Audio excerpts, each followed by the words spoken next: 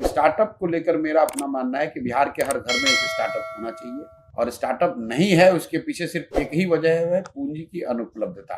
जो मैं CD ratio की बात करता हूं, मैं पहला बिहार में व्यक्ति हूं सामाजिक राजनीतिक जीवन में जो इसको सार्वजनिक तौर पर इतनी मजबूती से रोज कह रहा है कि बिहार में गरीबी का एक बड़ा कारण है गलत सीडी रेशियो। 1990 से लेकर पिछले वर्ष तक करीब 26 लाख करोड़ रुपया बिहार के लोगों का पैसा, हम लोग सोचते हैं बाहर से कोई आएगा फैक्ट्री लगाएगा, वो लगाए ना लगाए 26 लाख करोड़ रुपया मेरा और आपका बचत का पैसा जो हमने आपने बिहार के बैंकों में जमा किया, ये पैसा बैंकों ने दूसरे राज्यों में भेज दिया। बिहार में सीडी रेशियो 40% जो लोन मिलता है यहाँ के लोग, राइट। पूरे देश के लोग अगर बैंक में 100 रुपया रखते हैं तो 70 रुपया on an average bank loan के तौर पर वापस देता है समाज को, जिससे आप अपना घर बनाते हैं, जिससे आप धंधा पानी करते हैं, जिससे आप गाड़ी खरीदते हैं, जिससे आप अपने बच्चे को पढ़ाते हैं, खेती में इन्वेस्टमेंट करते हैं। लेकिन बिहार में ये औसत है 40%।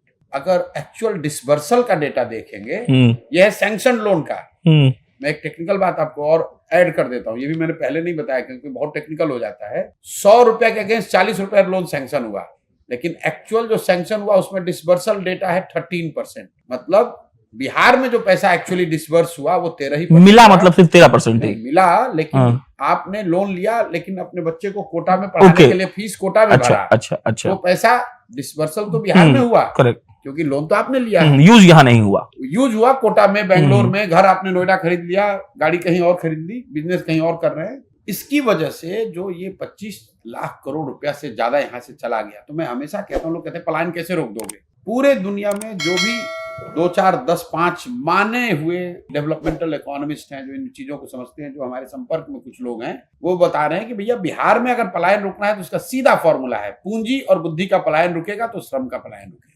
पूंजी का पलायन रोक दीजिए, पढ़े लिखे समझदार लोगों का पलायन रोक दीजिए, श्रम का पलायन अपने आप रुक जाएगा। जब पूंजी नहीं है, जब पढ़े लिखे समझदार लोग यहाँ नहीं रहेंगे तो बचेगा कौन? मजदूर बचा है, तो मजदूर को करना क्या? उसको तो बाहर ही जाना पड़ेगा, क्योंकि यहाँ पूंजी है नहीं, रोजी रोजगार है नहीं, और पढ़ा लिखा कोई व्यक्ति बचा नहीं। जो भी पढ़ लिख गया, समझदार हो गया, कुछ करने की स्थिति में आया, वो बिहार से बाहर चला गया। जो पैसा जिसके पास पूंजी हुई वो बिहार से बाहर इन्वेस्ट कर रहा है, तो यहाँ बचेगा कौन? सिर्फ मजदूर बचेंगे। तो ये जो बात मैं बता रहा हूँ, स्टार्टअप पॉलिसी यहाँ पर ये होनी चाहिए कि लोगों को आसानी से ऋण उपलब्ध हो। तो जन स्वराज के जो 5 प्रॉमिस हैं उसमें एक बड़ा प्रॉमिस क्या है? 4% सालाना ब्याज पर लोगों को लोन मिले।